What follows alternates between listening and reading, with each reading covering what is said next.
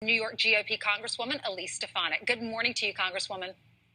Good morning, Ainsley. Great to be here. Good to have you back. I know y'all have had the last 2 weeks off, and you're coming back, and everyone is talking about Corona and how this is affecting all Americans. What's the update on a relief package, the next one? So I anticipate a robust coronavirus relief package. This is on top of the largest economic rescue, of course, working with the Trump administration. I anticipate that there will be additional stimulus funding really targeted towards families that need it the most. I also think we really need to focus on getting people back to work. So you will see the importance of liability protections, not just for our small businesses, but really any place of work, including colleges and universities and nonprofits.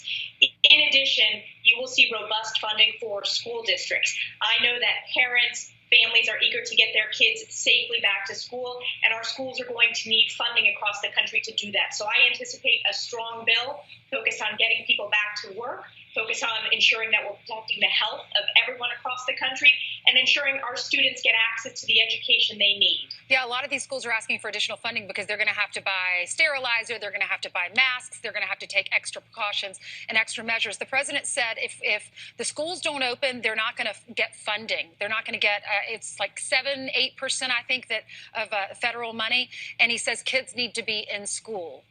Your reaction? Sure. I agree that kids learn best when they are in school. And I know the school superintendents in my district have worked very hard to put forth new plans with updated operations that takes into consideration the importance of public health. But we've learned a lot over the past 6 months of this health crisis, Ainsley. One of the things we've learned is that students, particularly those with special needs and disabilities, have really struggled with the remote learning.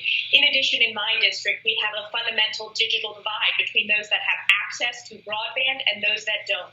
We want to make sure that every student is able to continue their learning and they don't continue falling behind.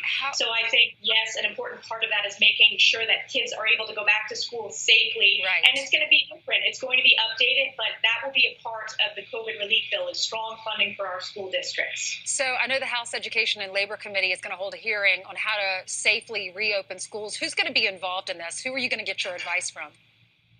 You know, we need to get our advice from experts, from teachers, from school administrators, from parents. And I'm particularly interested in what have we learned over the past few months about what's not working and how do we ensure that kids are getting access to the education they need. Schools are going to update in terms of social distancing. There will likely be temperature checks for teachers and administrators.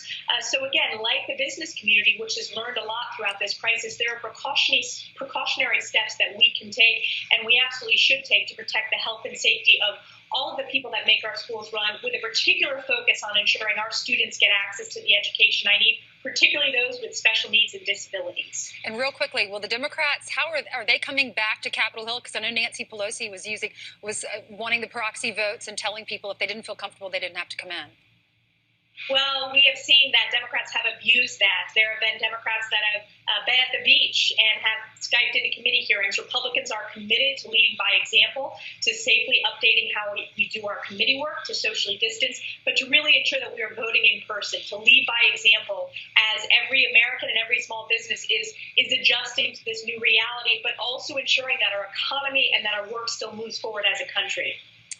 Congresswoman, thank you so much for joining us.